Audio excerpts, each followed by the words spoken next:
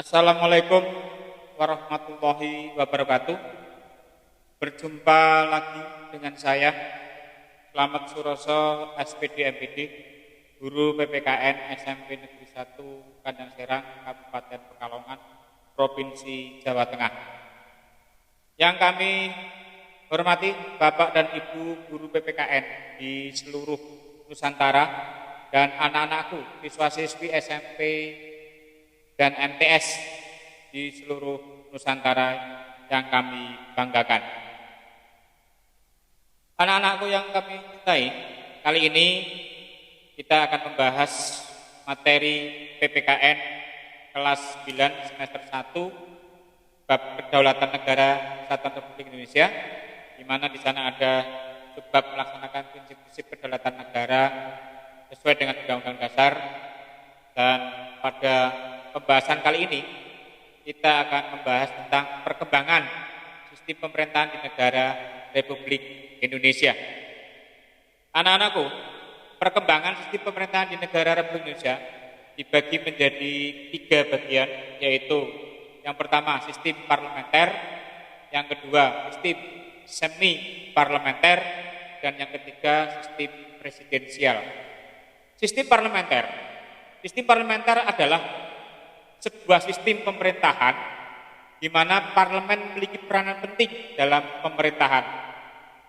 Parlemen punya kewenangan mengangkat menteri, ya, dan dapat menjatuhkan pemerintah dengan mengeluarkan mosi tidak percaya. Kelebihan sistem parlementer itu apa? Kefleksibilitasnya dan tanggapannya kepada publik adalah sebuah sistem pemerintahan di mana parlemen memiliki peranan penting dalam pemerintahan. Sistem parlementer dan berwenang mengangkat menteri, dapat menjatuhkan pemerintah dengan mengeluarkan mosi tidak percaya. Ciri-cirinya sistem parlementer itu apa? Ya, adanya pemisahan yang jelas antara kepala pemerintahan dengan kepala negara. Kepala pemerintahan adalah Perdana Menteri dan kepala negara adalah Presiden, Raja, Sultan ataupun Kaisar. Kepala pemerintahan dipilih oleh Dewan Perwakilan Rakyat. Itu sistem parlementer. Lalu yang kedua, sistem semi parlementer. Sistem pemerintahan ini terjadi di Indonesia ketika pada tanggal 27 Desember 1949 disahkan Undang-Undang Dasar Republik Indonesia Serikat, sehingga terjadi perubahan bentuk negara menjadi negara federasi, ya, dengan sistem pemerintahan semi parlementer. Ciri-ciri sistem semi parlementer, yang pertama, menteri diangkat oleh presiden. Yang kedua, Perdana Menteri diintervensi oleh presiden. Yang ketiga, kabinet dibentuk oleh presiden. Yang keempat, menteri-menteri secara perorangan dan keseluruhan bertanggung jawab kepada parlemen. Yang kelima, presiden berkedudukan sebagai kepala negara dan juga sebagai kepala pemerintahan. Ini sistem semi parlementer. Sistem yang ketiga adalah sistem presidensial.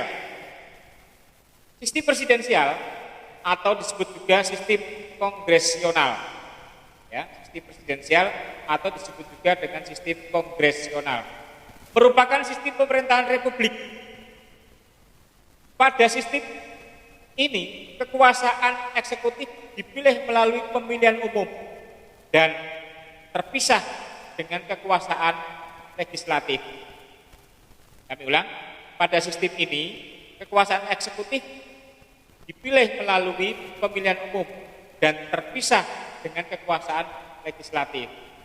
Kekuasaan eksekutif dan legislatif terpisah sehingga tidak terjadi tumpang tindih kedua kekuasaan ini antara eksekutif dan legislatif. Ini sistem presidensial. Ciri-ciri sistem presidensial itu apa? Ini Presiden, yang pertama ya, presiden berkedudukan sebagai kepala pemerintahan sekaligus sebagai kepala negara. Yang kedua, kekuasaan eksekutif presiden diangkat berdasarkan demokrasi rakyat dan dipilih langsung oleh mereka atau melalui badan perwakilan. Yang ketiga, presiden memiliki hak prerogatif, hak istimewa untuk mengangkat dan memberhentikan menteri-menteri yang memimpin departemen dan non-departemen.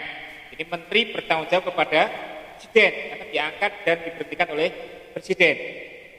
Menteri-menteri yang diangkat oleh presiden hanya bertanggung jawab kepada presiden. Ya, presiden tidak bertanggung jawab kepada kekuasaan legislatif. Ini atau yang terkenal dengan sebutan kabinet presidensial. Sistem pemerintahan presidensial menurut Undang-Undang Dasar Negara RI tahun 1945 itu apa? Yang pertama, pasal 4 ayat 1 Undang-Undang Dasar Negara Republik Indonesia tahun 1945. Presiden Republik Indonesia memegang kekuasaan pemerintahan menurut Undang-Undang Dasar. Yang kedua, pasal 17 ayat 1, 2, 3, dan 4, di mana Undang-Undang Dasar Negara Republik Indonesia tahun 1945. Yang pertama, presiden dibantu oleh menteri-menteri negara. Yang kedua, menteri-menteri itu diangkat dan diberhentikan oleh presiden. Yang ketiga, setiap menteri membidangi urusan tertentu dalam pemerintahan. Yang keempat, pembentukan, pengubahan, dan pembubaran kementerian negara diatur di dalam undang-undang. Nah, anak-anakku yang kami cintai, sekarang ada 7 prinsip pemerintahan presidensial menurut Undang-Undang Dasar Negara Republik Indonesia tahun 1945. Apa sih prinsip-prinsip itu?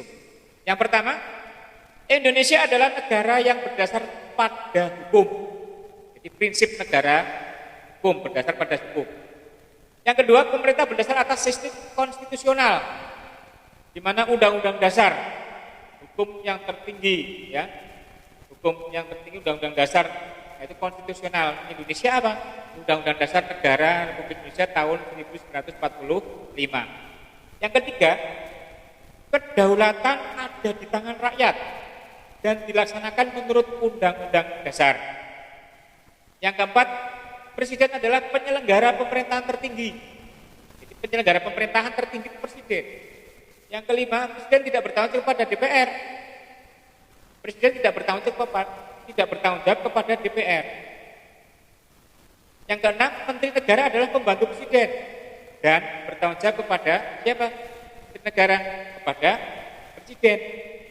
Dan yang ketujuh, kekuasaan tidak tak terbatas.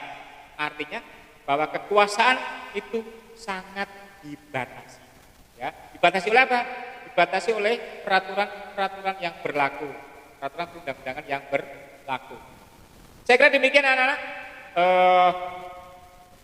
masalah sistem pemerintahan di negara Republik Indonesia. Mudah-mudahan bermanfaat video pembelajaran ini, dan jangan lupa subscribe, like, dan share di channel YouTube saya dengan nama channel Mbah Pelangi MPD. Sekian, terima kasih. Wassalamualaikum warahmatullahi wabarakatuh.